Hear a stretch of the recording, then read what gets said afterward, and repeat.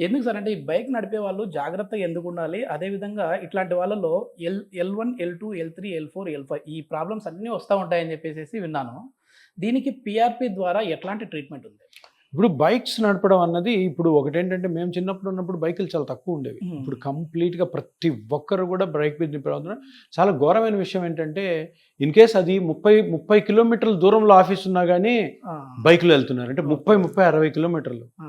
60 కిలోమీటర్లు అంటే ఒక సైడ్‌కే నీకు 1 అవర్ పైనే పడుతుంది సిటీలో అయితే. యెస్. యెస్. యెస్. అంటే 1 అవర్ నువ్వు బైక్‌లో ఇట్లా పెట్టి ఇలాగా నీ స్పైన్ మొత్తం కూడా కాంట్రాక్ట్ చేస్తావు. ఓకే.